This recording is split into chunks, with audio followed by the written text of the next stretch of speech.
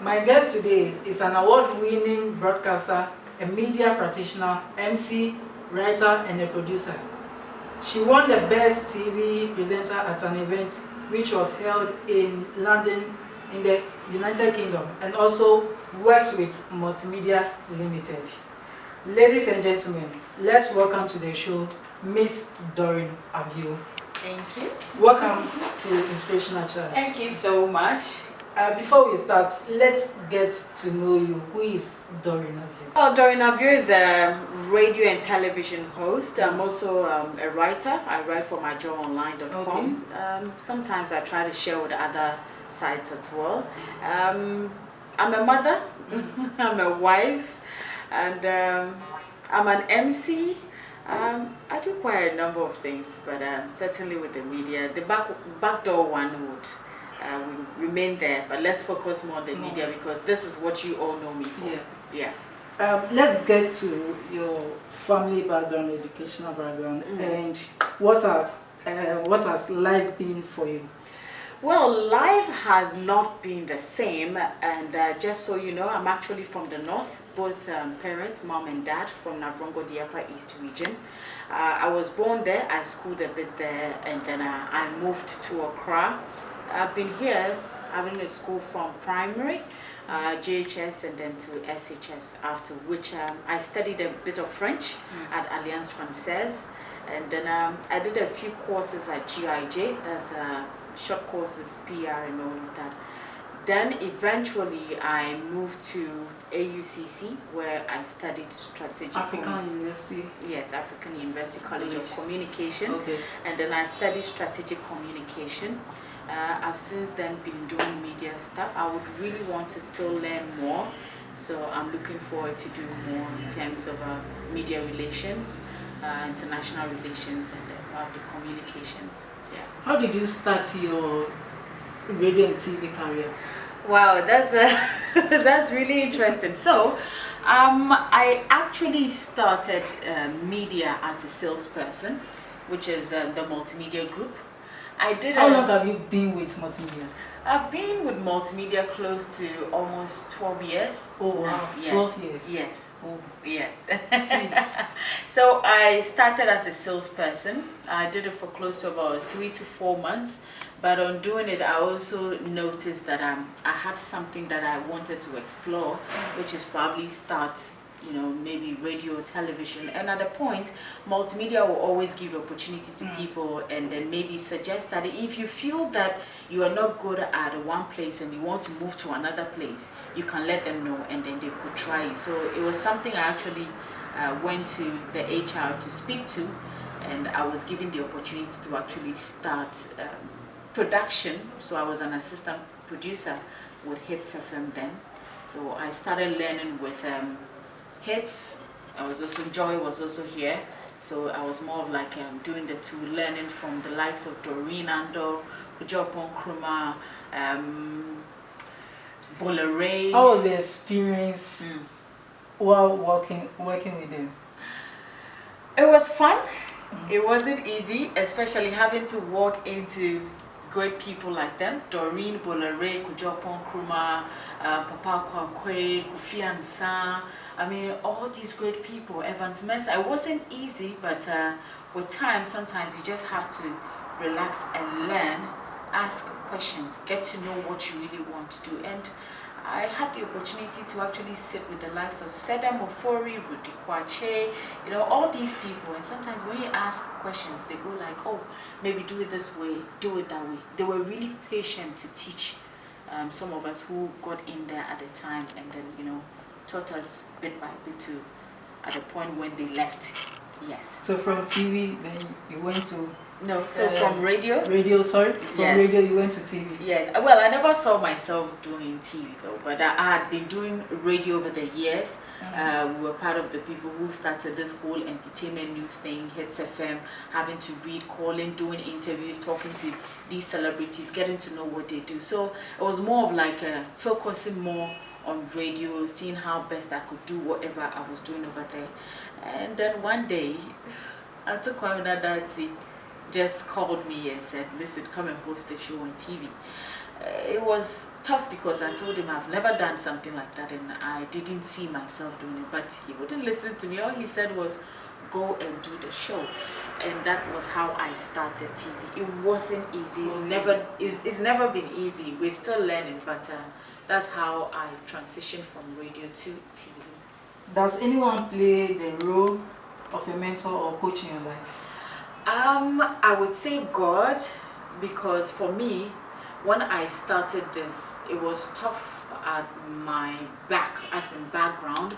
I really learned from people, and I always asked God that I did not know what I was doing, so I would only ask him to direct me and show me what to do. So at any point, the likes of Amanda GC, who took me like a sister, will hold my hand and take me to places, introduce me to people, and tell them that she's somebody who is learning, and anytime she comes around, just give her that opportunity to learn. I learned from the likes of Doreen Avio, who will call me and be like, don't pronounce it this way, you pronounce it that way. Sometimes you read, you make mistakes, and she will direct you, don't do it this way, relax, carry it this way, or do it that way. So I would say these are more of like the most important people. Amanda, Doreen, they have been around me for quite a long time. Yeah. See, yeah. What makes working as a broadcaster and exciting, and what challenges have you had to overcome in pursuing your career? So I would say what makes it exciting is when you get the work done, when you can see that I have between maybe 1 or 2 hours to get this work done, and it's done, and you're free and you're smiling, and then you impact whatever you have done out there, be it radio or television. And to talk of challenges, it's not been easy because sometimes you do something and maybe you don't do it right. Maybe taking the feedback sometimes is quite difficult, because then you're just saying, but I thought I did it well, so why are they saying I didn't do it well? It's difficult, but we've learned to swallow that and then accept it the way it is and improve on what we do. Sometimes, for instance, having to come to work, maybe the times you show up at work, if you're somebody who comes in very early, you have to leave the house and come in, knowing as a married woman, a mother, having to leave home early to come here, it's not been easy at all. You have to leave your children, call in to make sure they are okay. Sometimes you even forget because you're so focused on what you have to do. It's not been easy over the years, but I've grown with them, even with the job, and here we are at the moment. So last year you won the Best TV Presenter, the Nollywood Entertainment Leadership Awards, that's NELAS, yes. Which was held in UK. How did you feel about it? It felt refreshing, it felt exciting, and just so you know, last year basically I won 2 awards.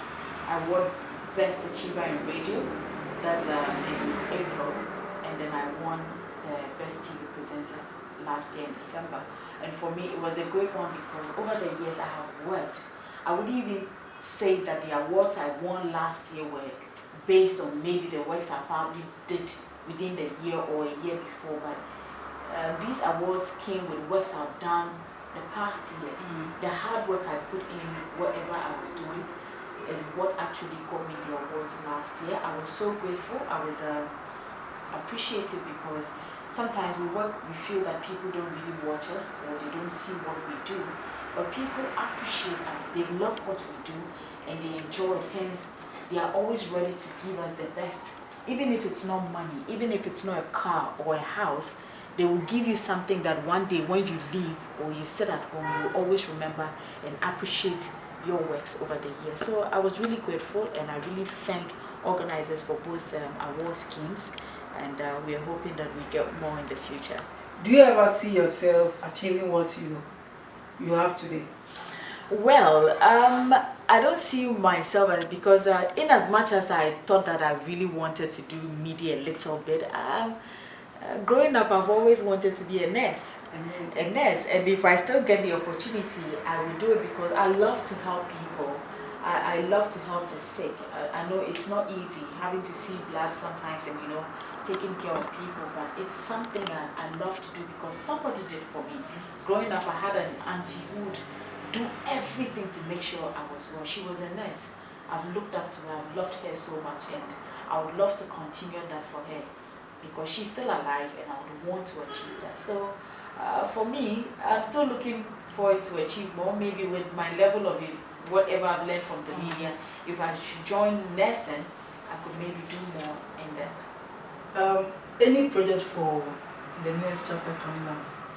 Well, for projects, I have a lot of projects, but in this part of the world, you can't tell the world what you're doing, but we have a lot of things coming up. For me, I love to give more than taking, and so it is my prayer that whatever plans I have to give more, I'll be able to do best, especially those who are looking forward to learn from some of us.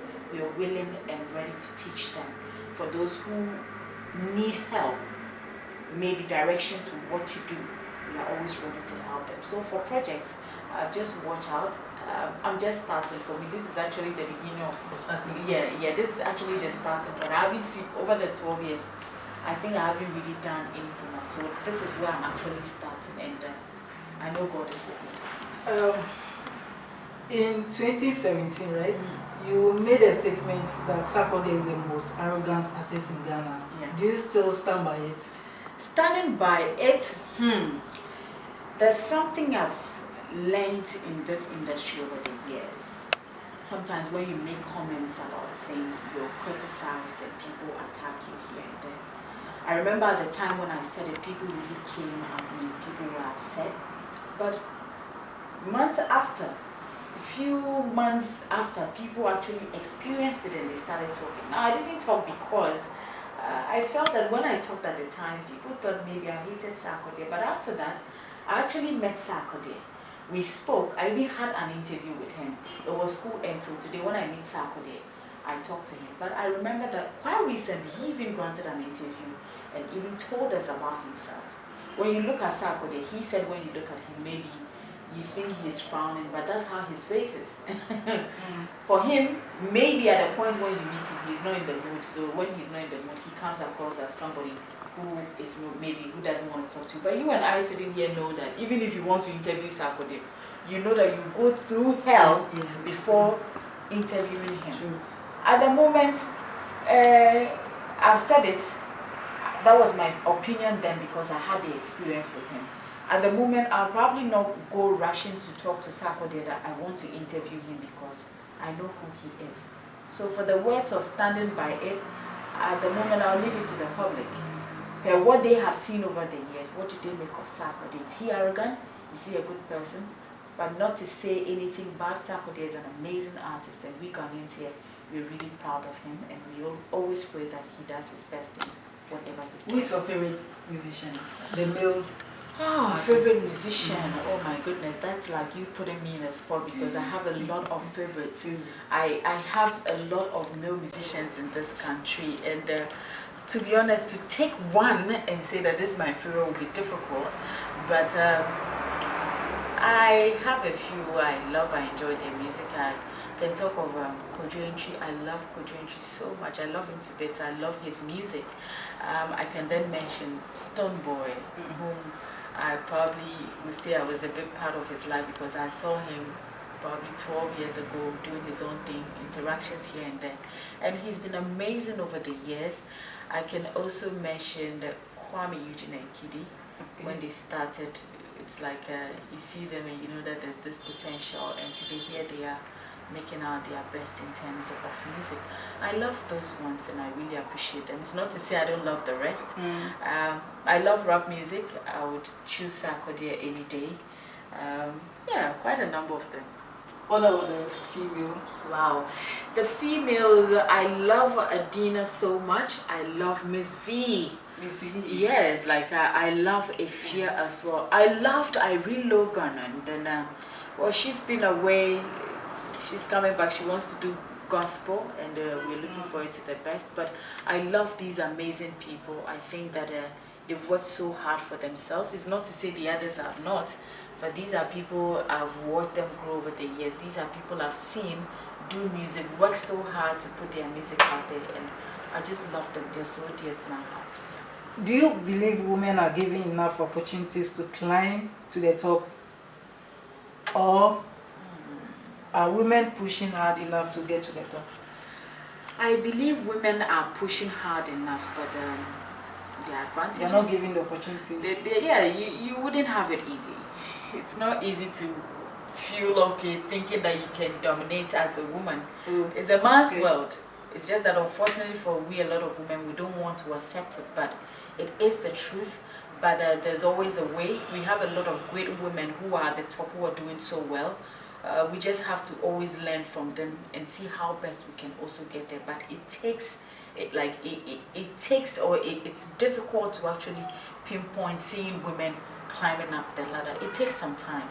It takes some time. So we are not really given much, but we do our best to give out our best to get there. If you are given the chance to have a lunch with someone important and that you hold in high esteem, who would that be and why? High esteem.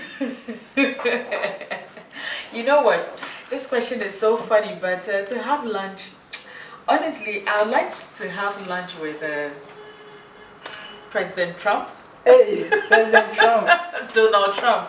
Now, my reason is wow. I would love to sit with him and ask him, like, I want to know the kind of person he is. I want to know how he thinks. It's not to say he's maybe a bad person, but I see him in different forms. Like, you can see him smiling one minute, you can see him, like, you know, upset one minute. And for me, he does things sometimes.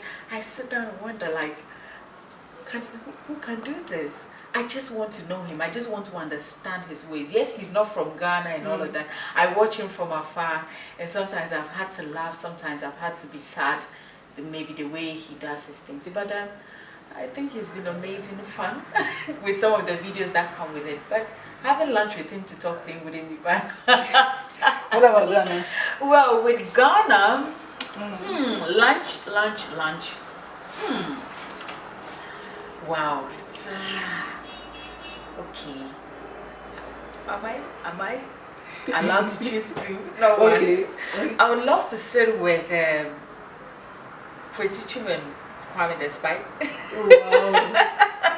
Okay. So I would want to know their thoughts when it comes to this media work. Sometimes we go like, these are owners of media houses, big media houses, and we hardly hear them talk. Yeah. I want to know what they make of the media space, how they think, and then some of the decisions they take, how risky they are, how they are ready to take it, knowing whether it will work or not work. I just want to ask them questions like this and also get to know them better. When they are away or they are by themselves, what goes through their mind, how they think and all of that, which I think will be interesting for me. Very interesting. Very interesting.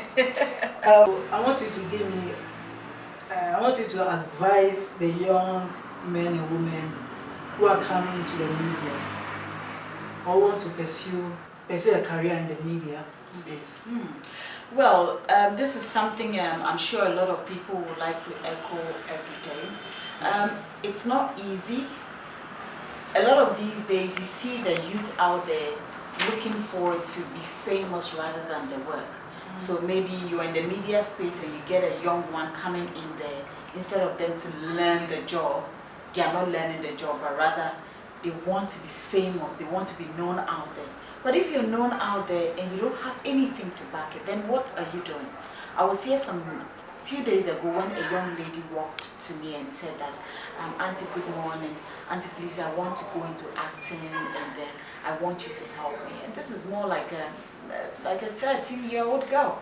And when I started telling her that she should focus on school and after school she could get into acting, she was down because she felt that, oh, she just told me she wanted to do something and I was telling her not to do it. It's not that you should not do it. Rather, if you're ready to learn, focus on it. When you get into the space, focus on what you want to do and let your works speak for you. If they speak for you and you are to become famous, then that's entirely up to you. So let's take the work very seriously and stop this whole thing. I want to be famous, I want to read news, I want to cast news, I want to produce, I want to, it's not happening. So Thank you very much, Miss Sakifio. Sakifio. Sorry. You're welcome. You're welcome. I still remember the name you used to call me when I was working at multimedia. Yeah. Child labor. The other one, Scalable and other things. I still remember all of that. Oh, I am looking forward to actually tell his story someday because Ima has done a very good job for himself and I'm so proud of him. A lot of people might not know the journey, but I believe he has a great story to tell someday. So just look forward to it. If he doesn't do it himself, I will personally interview him. Okay. Thank you very much once again. You're welcome. You're welcome. So viewers, this is where we draw the curtains. Thank you for watching. Do subscribe to my YouTube channel, Emmanuel Donko, and also remember to log into my website www.donkosblog.com, and please try to stay safe, wash your hands regularly, and also stay indoors if you don't have anywhere to go. See you next time.